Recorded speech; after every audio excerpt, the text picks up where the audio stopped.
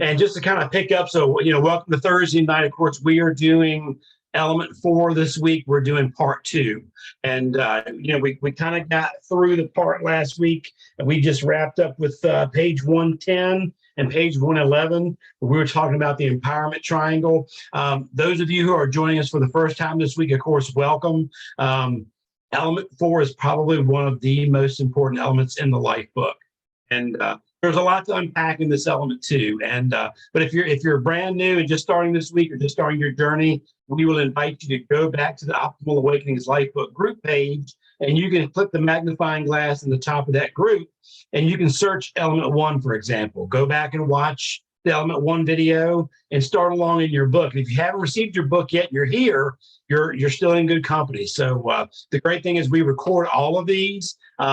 This is Allie and mine's 5th time for the book, and this is the 3rd time for us recording it. So you've got 3 different element 1s, 3 different element 2s, and so forth, right on through to element 26. And guys, this is your community. This is where you get to come every week, spend a little bit of time, get a little bit of knowledge. We're going to say something in here that's going to resonate with everybody that's in here before the day's out.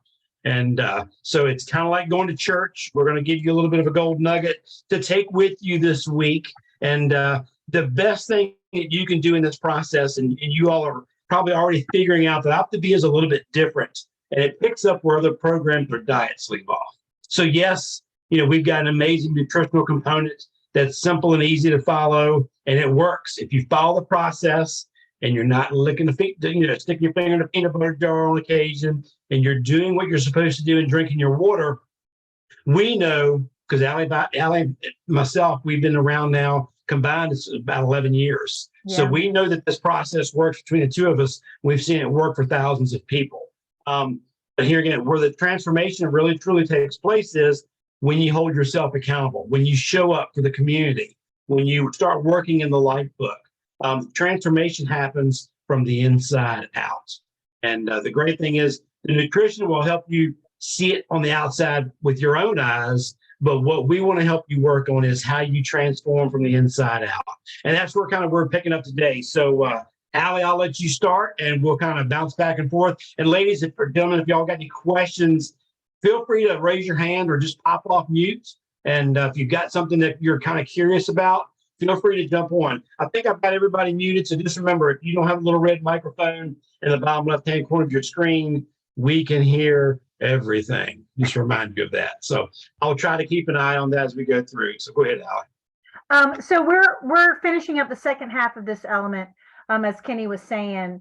And the reason this element is so important and such a vital part of our wellness is that, it's the whole entire life book experience that you go through is about building awareness of things that we do in our lives, awareness of autopilot responses to things, awareness of autopilot habits, some that serve us, some that don't.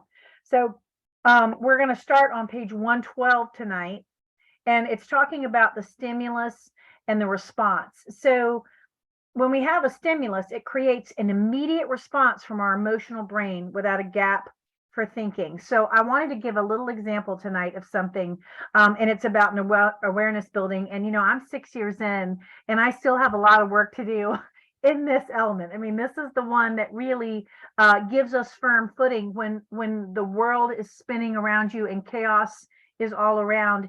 If you can really become the master of your emotions, you're going to be able to navigate life from a really beautiful, healthy, peaceful place. Okay. And that peacefulness is what also helps keep your body in a really good place. So mental, emotional, physical, spiritual, all linked together. So the stimulus and the response. So I had somebody reach out to me in my messenger, and it was about something I'd posted on Facebook. I think it was having to do with my chickens, and they sent me something really ugly, like really not nice. I didn't know this person. I don't know, I was in a chicken group and I was responding to something. I don't know if this has ever happened to any of you, but I mean, personal attack like you wouldn't believe. And I'm like, what in the world did I say? I mean, y'all, I'm not out there trying to get anybody worked up, but it stirred up immediately a bunch of emotion, really stirred it up. And I thought, okay, Allison, take a deep breath. You don't know this person. They don't understand what you were trying to say. They took it the completely wrong way. Take a deep breath and move on. And I released it and I just let it go. But do you know, 30 minutes later, my brain is like, can you believe what that and I could feel the emotion coming up. And I was like, no, no, no, no. Allison, you released that. You know, we made peace with that. We moved on. An hour after that, I can't believe, my brain is just that it keeps kicking on the memory of this thing that was sent to me. And then my brain wants to stir it up and get me all riled up, right? And I'm like, what in the world, Allison? And I realized that there are still things, and I mean, that's just an example. It could be anything in your life that does that. Something painful that comes up, something embarrassing that you remember that comes up that triggers an emotion, and you have an immediate response, right? So one of the things we're doing in here in element 4 is we're recognizing when that comes up, and we're having, our brain will keep bringing it up, or that little weird voice that comes out of nowhere will start wanting to talk about it again, and you're like, I've moved past that. I made peace with that. That's a really beautiful awareness of that stimulus and that response. So it lets you know that you're still maybe having some difficulty processing through emotions.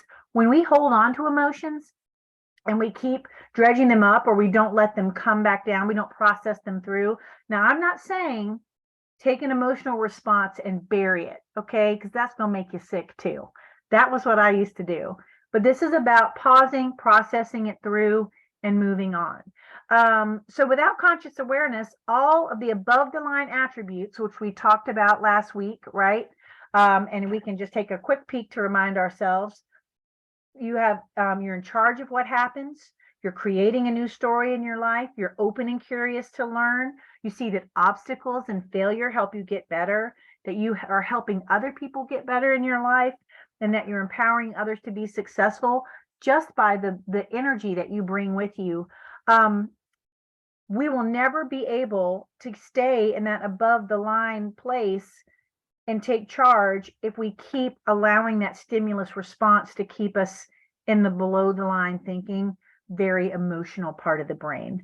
So let's look at the lower brains. Now, I love this because it basically divides our brains into 3 sections. We have the lizard brain. All right. That's the one that blinks your eyes when you need to. You breathe. It does all the things in your body that are part of the automatic nervous system. It's the stuff that you don't have to think about, that just happens. Okay. Then there's the Labrador part of your brain, which is the emotional response to things. Way back in, human history, that part of our brain was very essential for survival. It gave us a hyper awareness to negativity in our environment so that we could respond and react and survive. Nowadays, that can really not serve us very well if we let that run out of control. And also, very interestingly enough, when we are operating in our Labrador brain, we can't access our thinking brain. How many people in here have ever heard someone say, don't make a life-changing decision in a high state of emotion, like anger or sadness, right? We don't want to do that. You know why? Because when we're in that heightened state of emotion, what can we not do? We can't think clearly. Okay. So that was a very aha moment for me, because I could be a stress eater. I could be an emotional eater.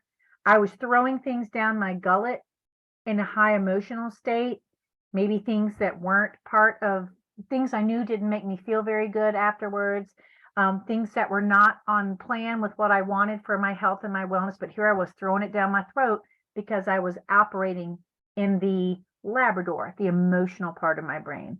When I could calm down and process that emotion and get to the thinking part of my brain, I made a very different decision about what I wanted to have, right? Or if I needed to even eat something in that moment. So we are going to start building that awareness of when we're in the Labrador brain, and we're going to be very careful about our decision making in that part of the brain, because a lot of times if we make decisions in the Labrador part of the brain, it's below the line decisions, not above the line decisions. We need to create a pause in our lives so we can create time for the Labrador emotion to process out, and then we can access that higher thought. How many of you have heard of Stop, Challenge, Choose? We're going to talk about it right now. Some of you guys, old school people, are like, man, I know that. I'm sorry, Willard is very talkative in the background. It was his birthday yesterday. He's very excited about it. So stop, challenge, choose gives us the opportunity to pause when we're in that emotional moment. Challenge, like, is this really the real thing, or am I just kind of getting emotional about something that's not, not really necessary? And then we make a choice in that moment. So it's about becoming fully aware of the moment, choosing to delay that immediate response to a stimulus, right? So let's say I've had a rough morning and I get into the office and I walk in and Susie Q's brought fresh hot donuts now from Krispy Kreme, and I'm on week 2 of my journey. And I normally, when I have an emotional moment of being anxious and distressed because I had a rough morning, heck yeah, I want a hot donut now. Boop, I might even eat 3 of them before I realize what I've done. So in that moment, when I see those hot donuts, I may even feel my hand reaching out before I recognize, ooh, ooh, ooh, ooh. Let me think about this. I know donuts. I'm pretty sure donuts aren't on plan, Kenny. Am I correct in that? Yeah, hot donuts now are definitely not on the 511. So I have to stop. Now, here's the beautiful thing. I don't know why I said beautiful that way. Now I'm going to challenge. I'm going to go, Allison, we know you love hot donuts now. We know you've been enjoying hot donuts now for a really long time, but you have decided you want to take your health back. You're tired of going to the doctor and getting a bad report. You're tired of not having energy. You're tired of feeling 300 years old in your 40s. What do you want to do? You can have this donut, but we all know how that's going to go. And it's not really going to be as amazing as my emotional brain is telling me it is. So what I'm going to do instead is I'm going to walk away from the donuts. I'm going to go to my desk, and it is time for a fueling. So I'm going to have the s'mores fueling, and that's going to be sweet and good. And I'm going to enjoy that. I'm going to make a different choice. So I slowed down. I didn't let my emotion dictate my action. I paused. And then I had a different response.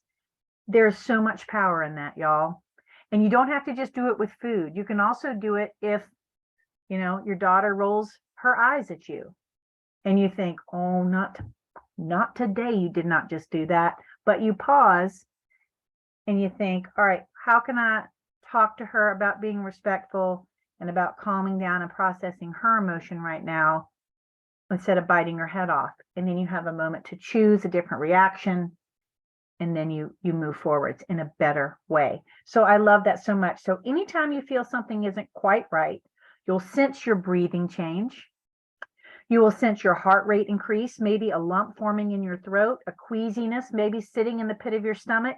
These are all signals that should make you stop before saying or doing anything, because all of those things are how your body is responding to something happening in the Labrador brain. Okay? These sensations are a sign of your awareness that an emotion is rushing through your body. Okay? So you stop, take a minute, you calm down, you challenge what that emotion is telling you. Is that real? Do I really need to feel that right now? Take a deep breath, process it through, and then you can make a choice from your thinking brain instead of from your emotional brain. Does anybody, before I move forward, because this is really, honestly, it's so simple, yet it is such an important part of this journey moving forward. Does anybody have any questions about stop, challenge, choose? All right, just checking. And Allie, just to jump in real quick, and I think it's important for a lot of us, when we go through element 1 and 2 and 3, we're digging into our why. And I know for so many clients that I've coached over the years, especially mothers and so forth, and even dads for that reason, a lot of them say, hey, I want to become a healthy example for my kids.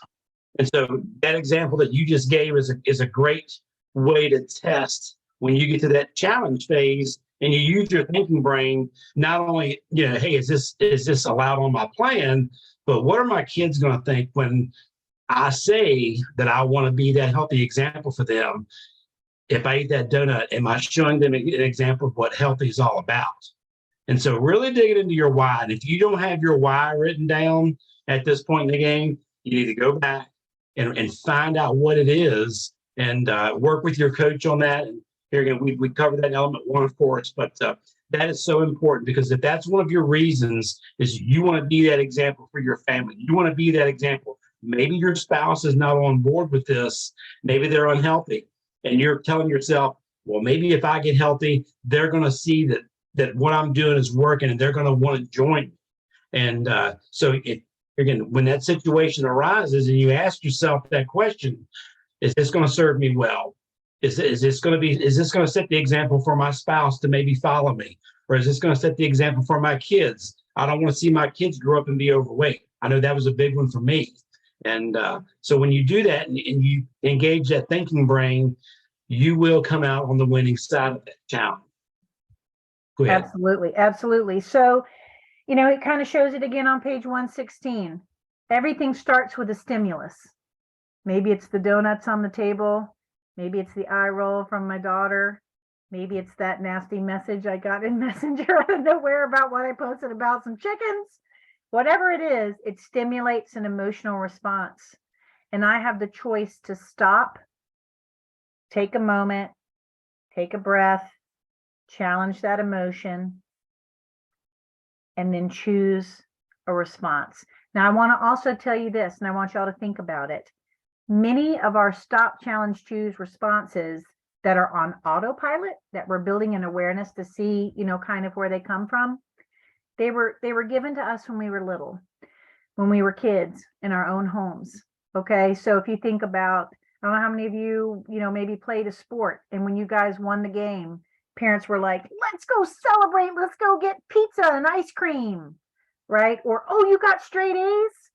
Let's go celebrate and go out to eat here, or have these cookies, or, every time it's a birthday, which is like that really special day where everyone's celebrating you, and it's all about the cake and the candy, and our brain starts to associate, hey, when we're happy and we want to celebrate something, bring on the cake and the candy and the Coca-Cola and the alcohol and we've got to start to build an awareness of stop, challenge, choose.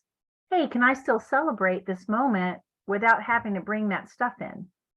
Can there still be joy? Can there still be celebration? Can there still be something that is wonderful without those things having to define it? Because our brain gets stuck in these stimulus response. I can remember one day my daughter was having a really rough day, and my husband, meaning well, he said, hey, I've got something for you. And he gave her a little Hershey's kiss, right? Just a little Hershey's kiss. And he put it in her hand, and she said, Daddy, thank you for this. She says, but you know what? I'm going to save it, and I'm going to enjoy it at a time when I'm not upset, because I don't want to my brain to think I've got to go eat chocolate to process being upset. And I was like, she's listening to me talking to people. She's listening to me coaching my clients. She's listening to my coach coaching me. And I'm passing something on to her that she won't have to struggle with the way I did when I was her age.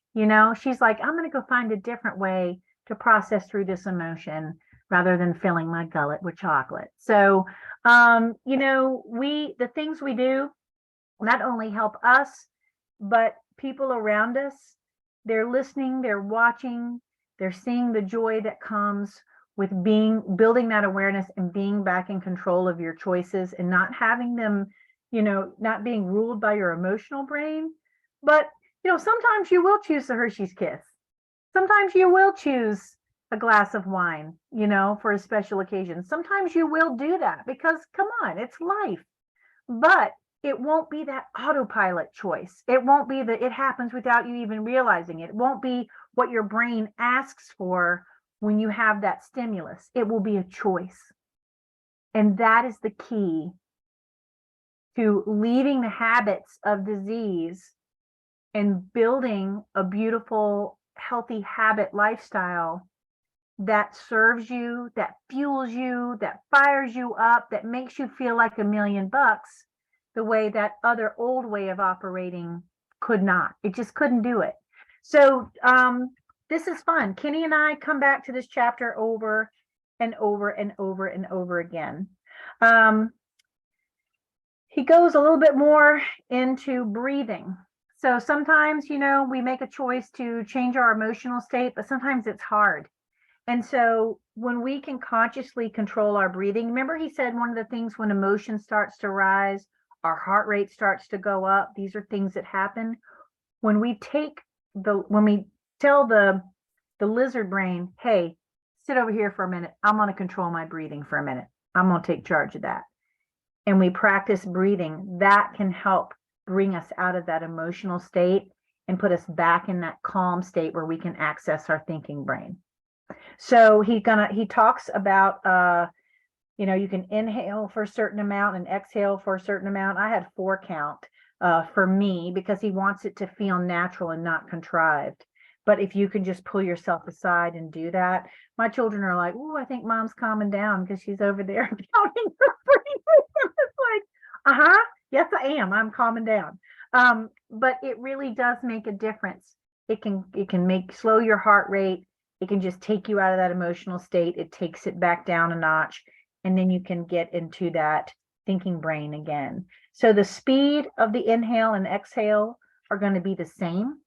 So whatever you choose to inhale and exhale, you're going to take it in and breathe it out at the same rate of speed. You're going to focus on your heart or the center of your chest as you take these rhythmic even flow breaths, and you're going to feel your emotions change back to a positive, calm place, and you'll feel in control. And I also want you to think too, and for those of you who weren't here for the first half of this element, that's fine, but we talk a lot about, and I want you to take this in the stop, challenge, choose. This is what we're stopping and pausing to do, is we are either in an open, curious, calm growth mindset, or we're in a closed, defensive, want to be right mindset. So this is above the line. This is below the line. Below the line is the Labrador brain. Above the line is the thinking brain. So when we are in that below the line space, and don't beat yourself up about it, y'all, I was below the line all the time. Didn't even realize I was hanging out there. It sounded terrible. And I was like, oh my gosh, I'm there a lot.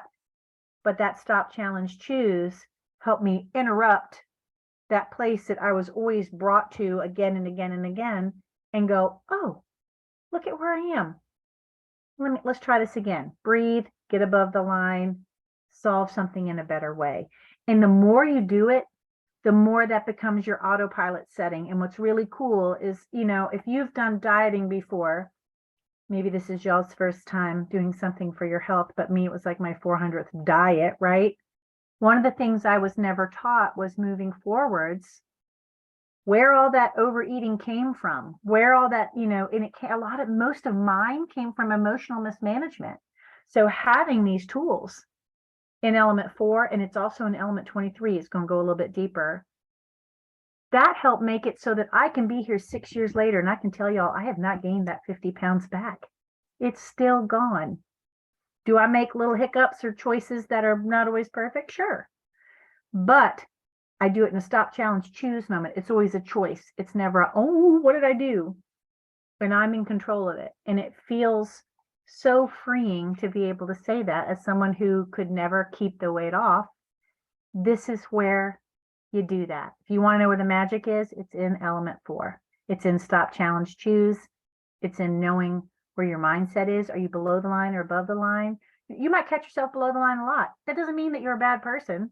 It's just where your brain goes. We just are in an emotional state a lot. Being able to flip it to above the line over and over and over again, you're going to find that you're naturally spending more time above the line than you are below the line over time. So it's an awareness that means I am sure now that I'm not going to go back to where I was before, because now I have an awareness that wasn't there before. It used to happen all the time before because I wasn't aware of any of it. But now that I have this awareness, I know I'm not going to go back to that place. You guys, that is amazing. And you can all achieve this. It just takes practice, and it's going to be messy. It's not going to be perfect, but you just keep going. Oh, look at that. I got to catch that. I did that again. Oh, I did that again. And maybe certain people bring out your below the line behavior more than others. Maybe certain places or times in your life bring out more below the line behavior than others, but that's okay because you build your awareness in those times and with those people, and you're able to bring it back above the line. On page 122, you can look and see at the bottom is that victim, villain, hero triangle. Took me a long time to break some of those below the line personas that I tapped into a lot that didn't serve me. But that stop, challenge, choose helped me interrupt those mindsets and choose something different until it became normal for me to be operating in a different space. These are called micro habits, making these little changes, right? It doesn't take me any extra time during the day to do this. It's just a quick whoop, and then you catch it and then you change, you shift. So it's not something, it's something you can do at any point in your life, no matter what you're going through, no matter how busy you are, or if you're retired and life is super casual. It's something you can tap into no matter where you are in your life.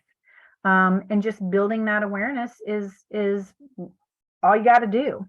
And it literally takes a split second, and you have your breathing you can tap into, and you just stop, you challenge, and you choose. Kenny, did you want to wrap up?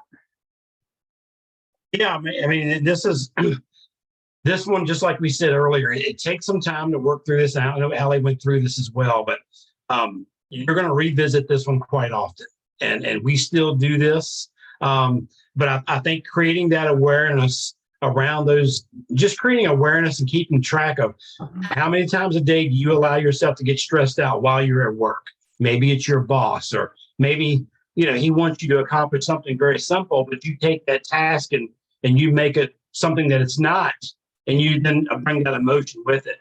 But starting to keep track of those, how many times do you allow yourself to drift? Because he talks about when you get a response, you start drifting, and then you drift into that drama triangle. Well, why does he always want me to do this? Or why do I feel like I always need to do that? Or maybe you've got some folks you're leading at work, and you're always feeling, you've got the hero mentality. Maybe you feel like you've always got to show them how to do things. Well, maybe if you take that hero mode and go to empowerment mode, you show them and teach them and lead them where to go do things and show them how to do it. And that way it takes some of the stress off you. And here again, when you're in the hero mode, you can revolve around that drama triangle, regardless of where you're at. You can revolve through that drama triangle. And so you've got to figure out how you go from being that hero to go to later empower somebody to do something. And that'll help you manage those emotions while you're at work, so that when you get home, you're not dog tired and just go in and plop on the couch like a sack of potatoes and you're done for the day. Because this is where, you know, you've got to be able to utilize, for those who've done diets, when you get home in the evenings, you've got to start managing some pockets of time for your personal growth and development. And that's not going to happen sitting on the couch watching Dr. Phil, for sure. You know, we've got to figure out what can we do so that we can reach a little bit further in our journey. What can we do to set some new goals? And here again, whether it's a physical goal or maybe it's working in your life book every day. And here again, Dr. A's suggestion is basically 2 pages a day. And so if you can do 2 pages a day, it takes you about a year to work through the book, which is exactly how long it's supposed to take. And so this is the process that's going to take some time. Some of these things are going to have to simmer, and sometimes you'll have to come back to it. And the great thing is, and I encourage everybody who's on here, you know, the last part of this, the last page of this chapter on page 123, notes to self, says, write down, what does this element mean to you right now? What does this element give you the opportunity to reflect on? What actions are you going to take as a result of this element? And I encourage everybody, regardless of what element you're beginning on, or if you're just now starting, once you complete this page, every element's got that page at the end of it. Write your answers in there, whether you use a pen or take some copies of it, but keep these, put a date on it, and go back, because what you're going to find is 6 months from now, what you wrote here will not be where you're at 6 months from now. You got to go back and redo it again. You got to go back and fine tune these things. And here again, when you're open and curious above the line, and you're open to making these changes, you're going to get that transformation. And just like Alice said, you're going to find the keys to keeping off in her situation, 50 pounds for 6 years. In my situation, 75 pounds for 5 years. You can do this too. It's not always easy, but it is doable. And I think it's important to share those answers with your coach. Take a picture of them with your phone, send it over to your coach. And that's one thing that I really try to, with my clients especially, hey, when you finish this element, take a photo of it, send it to me, and we're going to talk about that. When I make your phone call next week, we're not going to talk about my phone calls weekly are not about how much weight you've lost. I want to learn about what are you working on this week up here to change from the inside out. Yes, if you had to take a drill out and drill your belt to make it fit because it's gotten too big, that's great. But I want to know what's going on up here. What are you working on up here every week that's really going to help you transform through this process? Yep. And we talk about that quite a bit. I went through this when I first started because I lost 50 pounds relatively quickly in about 90 days. And I look back and my wife said, let's go shopping. I've always gone to the big and tall section. And she's like, no, you need to come over here with the regular people now. So here again, just like that scenario, you've got to put your mindset, because here again, I had the mindset when I was down 50 pounds of that person that I was when I started. Mm-hmm. So working through the elements in this book while you're in your weight loss phase will help your mind keep up with your body. And here again, it's going to help you, just like Dr. A said, it's really going to help you create something that's going to blow your mind. And that's what this process is all about. Before we wrap up, of course, next week, we're going to talk about element 5, optimizing your surroundings. And how do we optimize our surroundings? Whether it's our pantry, whether it's our workspace, whether it is maybe some of our friends. That is a hard one for some people to hear. Maybe it's some of our family. Mm-hmm. And how do you establish some boundaries with those folks? Because some of your biggest saboteurs, if you will, can be your closest family members when it comes to this process. Yep. I'll stop recording there. Does anybody have any questions?